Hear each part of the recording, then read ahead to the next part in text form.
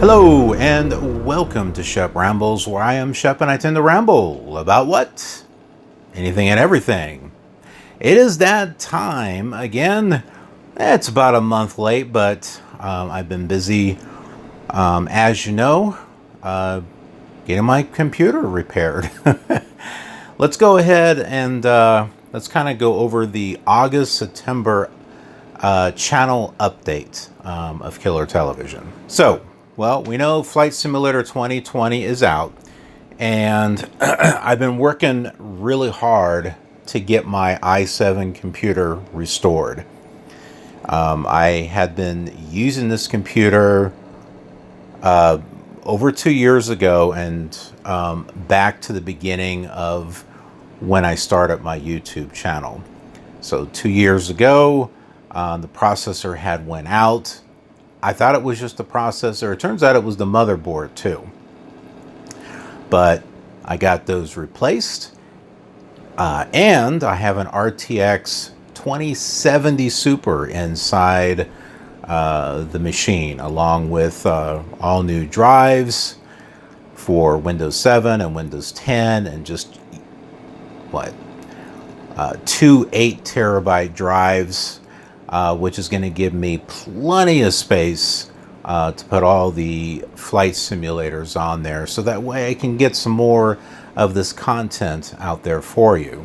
And so it's especially going to be important that I got this i7 repaired, not only for Flight Simulator 2020, but I'm going to be able to have a much smoother experience when making videos, cinematics for FSX and P3D, as well as X-Plane 11. And not just the flight simulators, but also the Java edition of Minecraft. I've been wanting to do some cinematics there also, with the shaders and texture packs.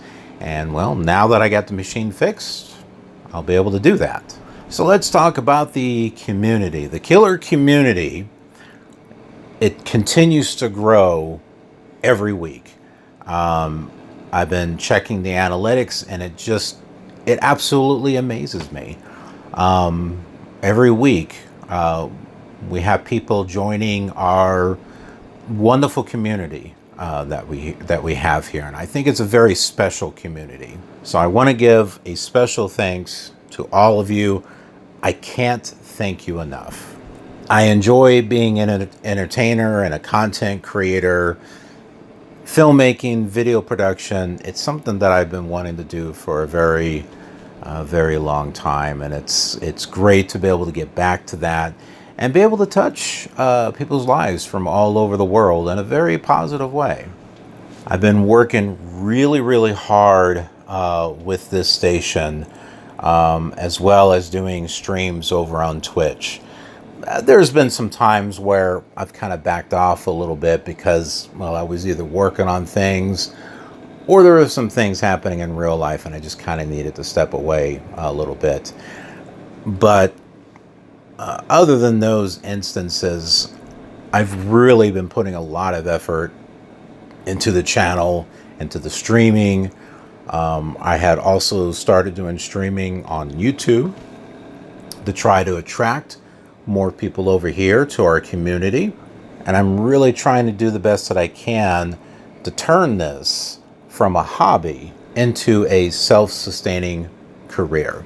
So I appreciate all of you who subscribe to me on Twitch and also subscribe to me on Patreon. I much appreciate it, and your generosity is going to help me be able to turn this station into something a lot more. So let's go over our subscribers. Over on Twitch, there is John Michelson, Shadow Wolf, and Arrow Bisector. Over on Patreon, it's Travis Beeman. Now, each of those two platforms has bonuses and awards for being a subscriber. And they're different, with the exception of and can get access to the Discord server. But another thing is being able to be part of a Q&A session where you get to ask me questions, and I answer them here on the channel update. So hey, let's get to those questions. So first up is John Michelson. His question: what are the top 3 games that I really looked forward to, but I was totally disappointed by? Well, let's go back a ways to the Atari 2600. I didn't have an Atari 2600. My best friend had one. But Pac-Man. Pac-Man was, come on, it was the 80s. Pac-Man was just a cool thing to get into. I loved Pac-Man. And I thought to myself, oh my goodness, Pac-Man's coming out for the home console, and I was going to go play it over at my best friend's house. And we got it, put it in there, and oh my goodness. Absolutely horrible looking. You want to talk about a disappointment? That was a disappointment. I don't know what it was, about a year or two later or something, when the Atari 5200 came out. That was my machine. That was my first game console. And the Pac-Man actually looked like Pac-Man. Well, it didn't quite sound like it, but for an Atari, it did what it did. And I loved the joysticks. I thought the joysticks and the keyboard or keypad on it was really cool, until the joystick broke. And then you learn later that the Atari 5200 controllers were the worst made controllers. They didn't self-center.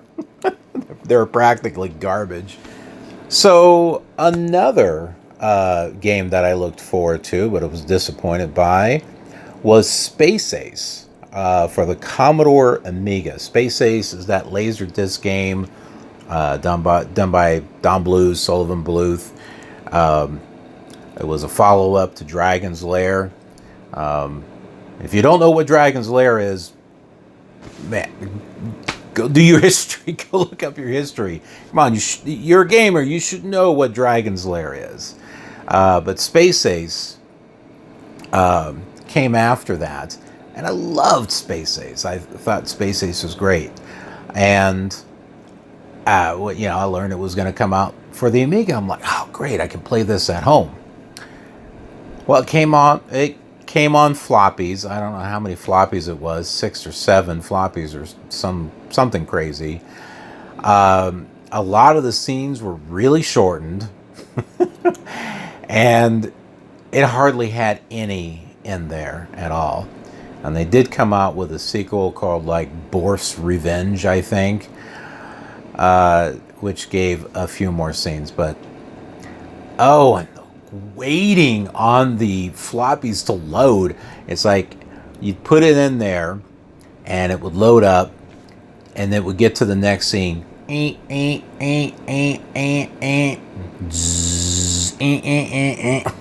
before it got to the next scene.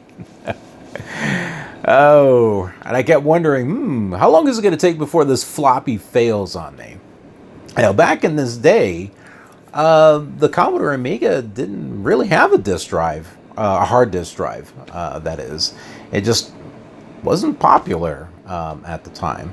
That didn't really happen until a little bit later, like with the Amiga 2000 and the Amiga 4000. That was mainly because of the video toaster and doing the editing, video editing and stuff like that, which I have. I have a video toaster. I actually got 2 of them. I got 2 Amiga 4000s. Not sure what kind of condition they're in. They have this battery on the motherboard, which is known to leak. And I haven't looked at these things in years. So for all I know, the whole thing could be corroded. I have no idea. So the third game that I was looking forward to and was quite disappointed was Flight Simulator 2000. Now, why is that? Well, for one, it didn't quite play so well on my computer. And for that matter, I think a lot of people were having that problem. And also the graphics, I just didn't like them as much as I liked Flight Simulator 98. Flight Simulator 98 was my jam. That, along with Pro Flight 98, and being able to have ATC controlled flights anywhere around the world. Oh, I was loving it. I was absolutely loving it. And then Flight Simulator 2000, I got the professional edition, and I just wasn't impressed. I was not impressed. And when going back to the beginning of the Flight Simulator World Tours that I have, you may hear some of my comments where it's just, oh, man, this Flight Simulator 2000 is trash and all this other stuff. And even to this day, I've been having a hard time trying to find a balance between quality on that simulator and performance. I can get the performance out of the simulator by playing it in VMware, but I can't get the quality out of it. But I can get the quality, as far as the visual quality, I can get that on PC Emulator, but it's running as a Pentium 1, and so the performance isn't there. So really, the only way that I can find to be able to get maybe a decent experience out of Flight Simulator 2000 is to build an actual retro machine, which I've got the parts and stuff for. I've never got rid of them. I've been building computers for a while. I never got rid of my parts. And I'm looking to get that back together and have much better Flight Simulator 2000 videos. So something to look forward to. Okay, our next two questions come from Shadow Wolf, and he's got two questions because there was a couple of months he was subscribed to, and he didn't get to ask a question for the first one, so he gets to have two. So his question is, if you could afford it, do you think you would fly in real life? Well, yeah, I would say I would. If I had the money, if money was not an object, yeah, I would fly in real life. And you know what plane I would get? You know which one's my favorite, right? It's the Bonanza V35 with the V-tail. Love that plane. However, I do have a fear of extreme heights, mainly just due to falling, and I have a very active imagination. That should come as to no surprise with the videos and stuff that you've seen on this channel. And my mind tends to wander and tends to think things, possibilities and stuff like that, and it kind of freaks me out. And that kind of goes back to a time where I was a little kid, and yeah, no, I wasn't scared of anything. I was climbing on the back of bleachers, you know, thinking that I was Spider-Man or something. I don't know, but I slipped and fell on my back, and I didn't break anything, but just that one instant. And then I started having dreams and nightmares of falling and all this stuff. And yeah, it's pretty much kind of scarred me in regards to that. Now, I can get into an airplane, you know, like a jumbo jet. I mean, that doesn't really bother me. But as far as a little plane, like a Bonanza or a Cessna, I don't know. On one of my anniversaries with my wife, we went on a helicopter ride. And I was like, oh, okay, this is going to be cool. We got up in the air, and it's like my heart sank down to the ground. Because here I am thinking, we're in this tiny little metal container thing, and the ground is way down there. It's a little bit different with a jumbo jet because you're not in a small little space. But in a helicopter, we're in a small little space. And of course, my wife, she's like, hanging her, arm out the window and taking pictures, and I'm getting all nervous. I'm like, I don't want you to drop your phone and all this other stuff. So would I be able to do it in a real plane? I don't know. That's why I'm hoping to be able to build a VR system, because that's going to be the closest that I'm going to be able to get to actually being a pilot and feeling like I'm there. His second question is, do you think you know how to fly a plane by just doing flight sims? Well, nothing beats actual experience.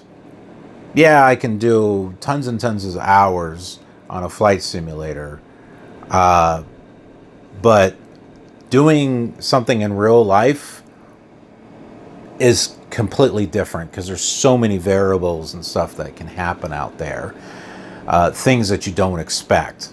Now, if we were in a very desperate situation, pilots have passed out, I don't know, think of the movie Airplane, everyone had fish and they all went sick and there's like no other pilot on board, then yeah, I think I would be confident enough to be able to use the skills that I've learned from Flight Simulator to be able to get a plane on the ground, as long as it's not an Airbus. As far as general aviation, I tend to be pretty decent with general aviation when it comes to the flight simulators, and I feel confident that I would be able to get a plane down. Our last question comes from Travis. What are your thoughts on Track IR? Good question. I thought about Track IR as far as getting it for Flight Simulator. I was mainly thinking of it for Truck Simulator, for Euro Truck Simulator and American Truck Simulator, because I would be able to move my head. You can kind of look out the window in a way. It seemed kind of like a cool thing, but I would rather have VR than Track IR.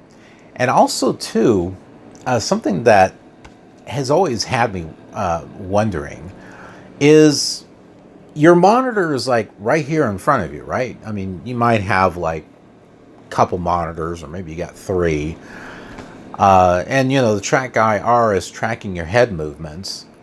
And yeah, if you're turning your head this way or that way, it's doing that on the screen as well.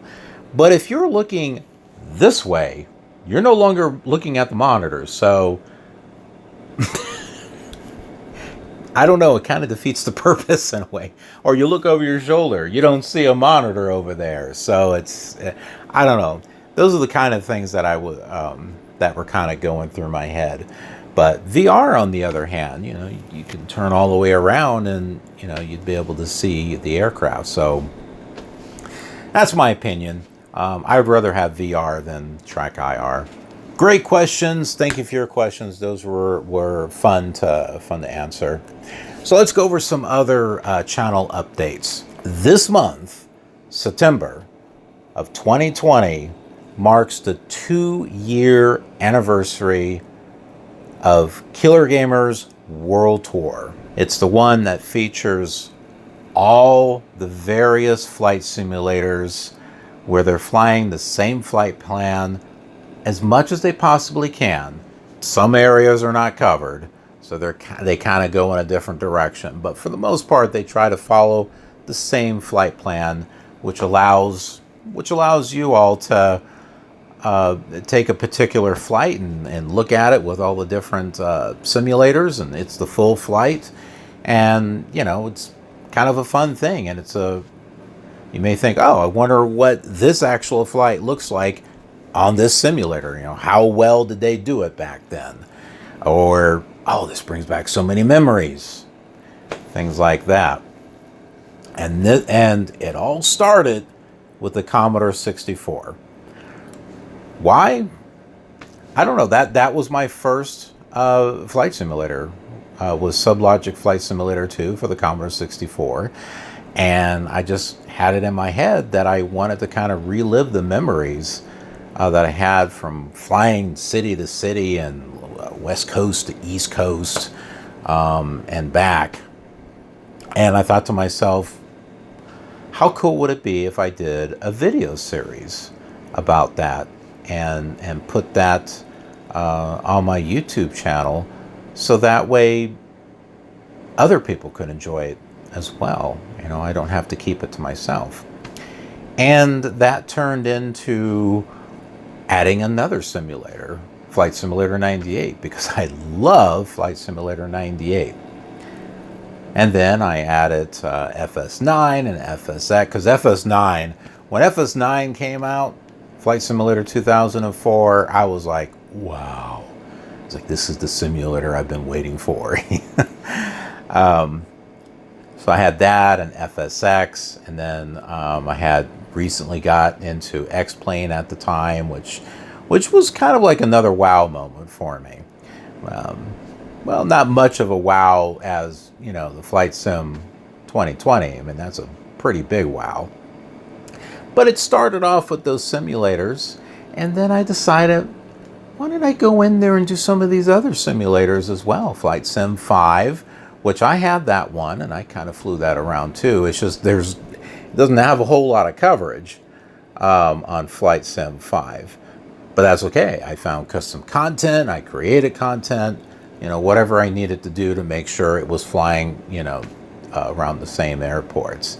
And then Flight Simulator 2000, which I made like 3 flights with originally, and now I'm flying it a lot, way more than I did started off with. And then, hey, going back and adding simulators that I never actually played, like Flight Simulator 3 and 4, and the PC version of Flight Simulator 2, and my goodness, Flight Simulator 1 from Microsoft. And then Sierra's ProPilot and ProPilot 99 and Terminal Realities Fly. I mean, I knew about ProPilot. I didn't know about Fly. At least I don't think I knew about Fly. And then there's like Sublogic Flight Light, which I had no idea that ever existed. And then X-Plane, going all the way back to X-Plane 5. And I wasn't really sure if I wanted to do the X-Planes or not. And I'm glad I did. I've discovered some amazing things with those old X-Plane simulators that was definitely ahead of its time. Now, with all that, you may have noticed that there is one simulator that has not shown up for the World Tour. P3D, prepared. Why is that? Shep, KILR Gamer. Why is that? Because I've been working on something very special for that one. Kind of keeping that to myself for the moment because I want it to be a surprise. But it's taken a lot of work. There's been a lot of thought process going into it. A lot of changes and stuff that I've been making in regards to how I want to do it. But it's going to be very special and unique. And quite honestly, when it comes to flights, I doubt seriously that anyone has done what I'm thinking about doing. There's just a lot of work that I got to do, but a lot of the things that I did throughout my life are pretty much going to be leading up to what I want to do with P3D. Now you may be thinking, well, why don't you do that with Flight Sim 2020? It's more realistic. It's not going to quite fit with what I'm trying to do. So P3D is going to be its own thing. I could have finished it long ago. I'm glad I didn't, because I've been able to spend more time thinking about stuff. It's not just going to be flying like the other simulators. It will follow the same flight path, but there's something different and unique that it's going to be doing. Kind of like the X-Plane series. where at the end of each flight, it's kind of a documentary of the airport and driving into town. So X-Plane is very unique. And so P3D is going to do its own thing. It's not going to be a documentary or anything, but it's going to be doing its own thing. And that's the reason why the P3D World Tour hasn't been out yet. But I have worked on it. It's always on my mind because it's going to be really special, and I think you guys are going to love it. So some other things. I've got plans on adding more classic gaming to the channel. Some more classic gaming series. This channel has always been about variety. It's not a gaming channel. It was not meant to be a gaming channel. That's why I call it KILR Television. It's meant to have a variety. It's just gaming is something that I like to do, and it was something that I was able to use as a springboard to be able to get content and stuff. But I'm going to be stretching out a little bit and doing different types of stuff and bringing it here on the channel, so there is more variety. And you may have noticed that there are a lot of programs that come out throughout the week, and there's gonna be more. Now, some of you may be thinking that you're subscribed, you have clicked that notification bell, and you're getting a ton of stuff through the email of things that have come out, and you're probably thinking, man, this is spam, I'm getting tired of this.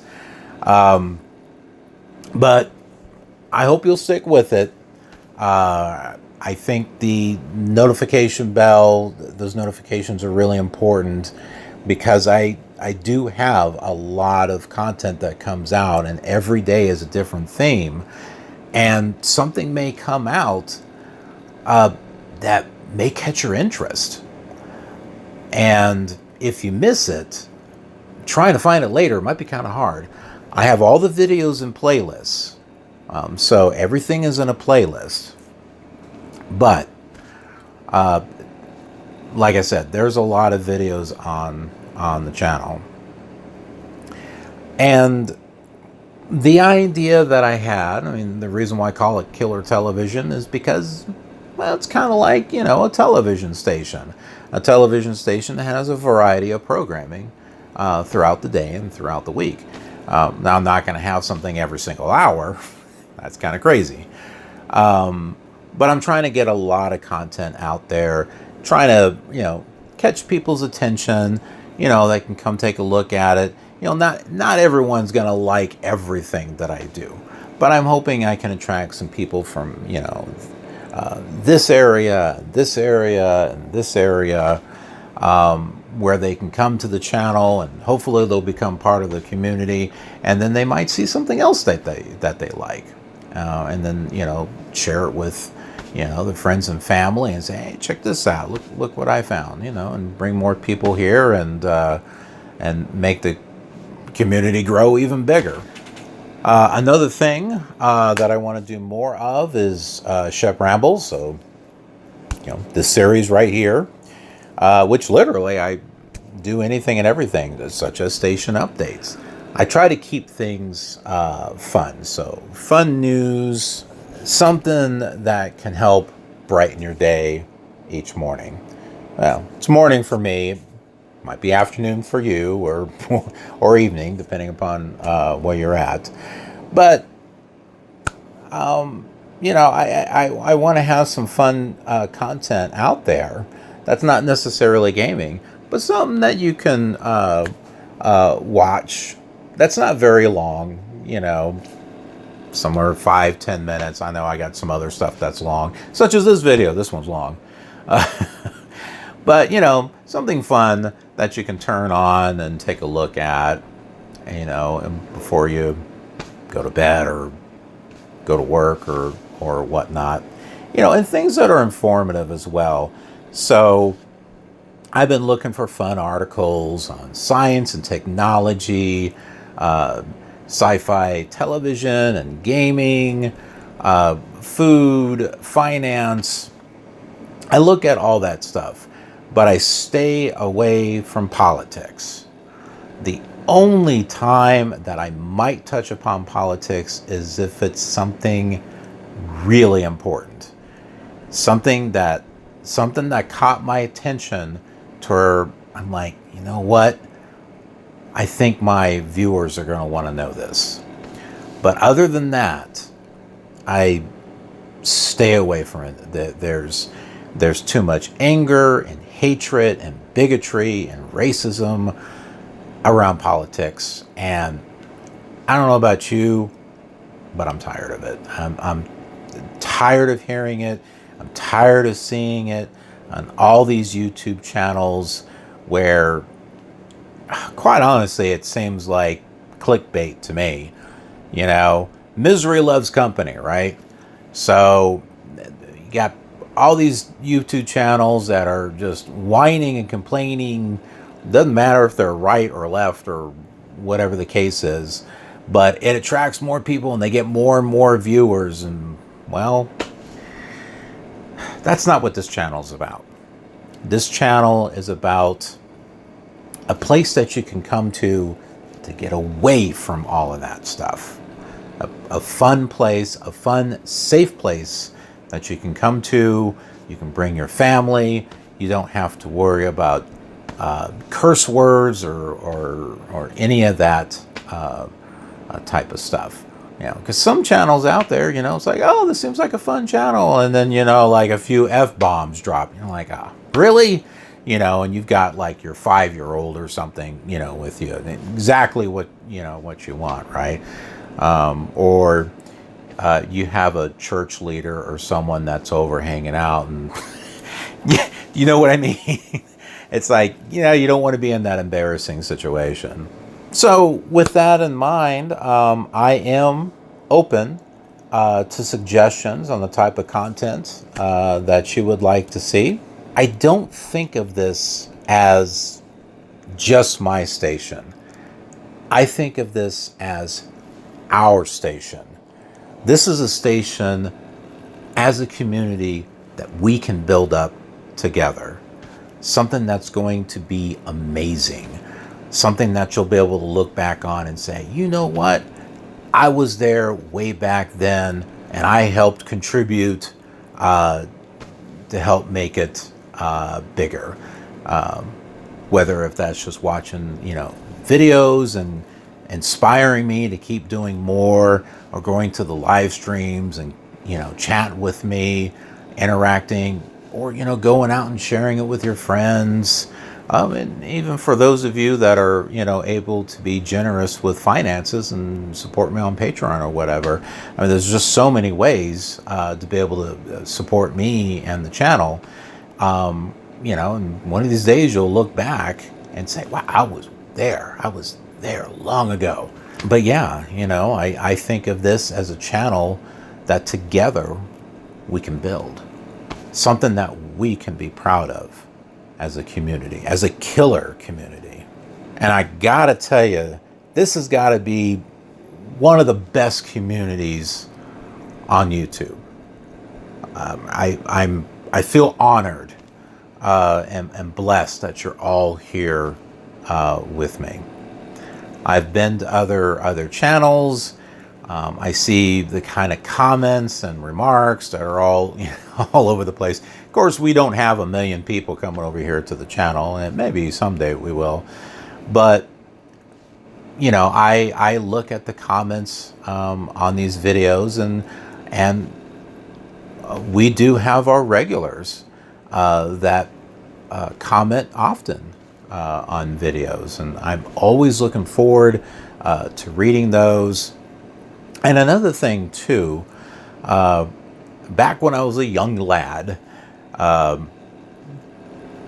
basically a young adult, you know, that's a young lad, right? I was in college and I was taking art classes. And one of the important things that I learned about was constructive criticism. Don't be afraid to let me know if there's something that you don't like. Because without that constructive criticism, I'm not going to be able to improve. I'm not going to be able to make things better. So if you see things that are on the channel and you're like, you know what, that's just not working. Or, hey, it would be better if you did this. Don't be afraid. I'm not an easy one to offend. I have years of customer service experience, so I have an experience of being able to talk with people, being able to relate with people, being able to empathize. So don't be afraid. Don't be afraid to share your opinion about stuff. I look forward to it. Something else I've been working on is coming up with a merchandise store, KILR swag or something. There is a store of sorts that I have put together through Streamlabs. Not much on there, but there is like a t-shirt and a mouse pad and I think like a coffee mug. So that'll be, the link to that will be in the description if you want to check it out. I know long ago someone had asked me, I was like, hey, you got any merchandise? You got any swag, like pens or pencils or something like that? And I mean, well, this is like maybe 1 or 2 years after I'd started my YouTube channel. I'm like, I'm not quite there. But you know, we're at a point now where I can start, you know, getting some of that swag out there, you know, and if you're, you know, you're love the channel and everything, and you're wanting to display your pride in the channel and being part of the community, I do have some stuff, and hope to make it bigger. As a matter of fact, I hope to create my own website. I have a degree in web design, and well, might be good to actually put that to use. I've also been working hard and doing a lot of research in regards to helping the community grow as far as here on YouTube and as well as Twitch. And so one of the new things that I've been doing over on Twitch is I'm running commercial breaks every so often. You might be thinking, why? That's disrupting the stream. Well, for one, I can take a break.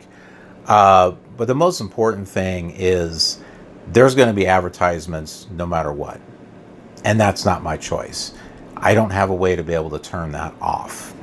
And you may have noticed on past streams that there is like a 30-second ad or maybe even a 60-second ad before you actually get into the stream. And the research that I've done, there's a lot of people who don't like that. They go to someone's stream because they want to check something out. They get an advertisement and they leave.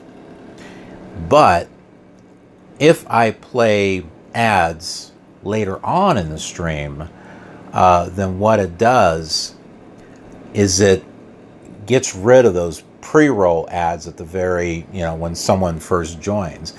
So basically they can join and not get hit with an advertisement.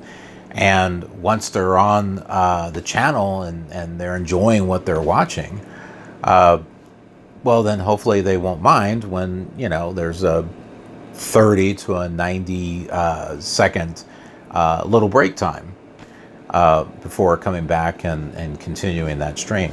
Gives me a chance to go get a snack or get a drink or whatnot, and for that matter, it gives you all a break too. And also, that is another way that you can support me, is sticking with me on those streams through those advertisements. I do get a little bit of kickback from it, not much, maybe like $3 or something. Not a lot. It's a little something. And so, you know, if you're not able to donate or, you know, find, or, you know, or give or anything like that, just being on the stream and staying there through the advertisements, that helps. So, like I said, there's many ways that you can be part of the KILR community here and be able to help support the channel. So it doesn't necessarily have to be money, but there are many other ways. And on the Twitch stream, just staying through the advertisements is just one way. And it doesn't have to be negative either. Like I said, it's great for a little break to get up and, go take care of something and come back and move on forward with some more streaming. So I think that will work out a lot better based on a lot of comments and stuff that I've seen people leave, not on this channel, but on other videos. They much rather prefer that advertisements be done later, so that way they don't have to worry about those pre-roll ads when they first get to the channel. And also remember too, just by staying on the stream and watching, you get to earn KILR points. They're channel points basically, but I call them KILR points. And with those you can redeem them for cool things, whether it's flights on a certain flight simulator from one place to another on a certain aircraft, or certain types of games that you want to see. There's a slew of stuff. And, I'll constantly review it and add or adjust or, whatnot to it. But it's a great way for you to get involved and be able to help shape the kind of content that you'd like to see. So that's another great way of being able to support the channel and be a part of it. So in summary and conclusion, in regards to this year, 2020, it's been a very tough year, not just for me, but for many of us out there.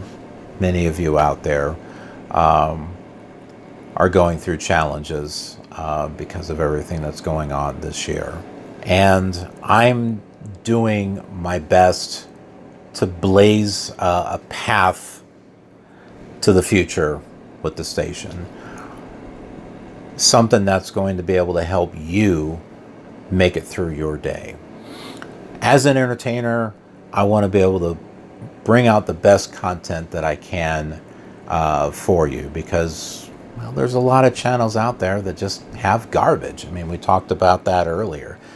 That hatred and bigotry and everything else, and yeah, it just gets tiring because you see it everywhere, and you just want to go someplace that's fun, and sometimes it's kind of hard to find those channels out there. And so that's what I want to be able to do for you folks, is give you something fun to come to and watch. So again, I want to thank you for your support, your kindness, and allowing me to be able to entertain you. For me, it's a dream come true. Have a killer awesome day.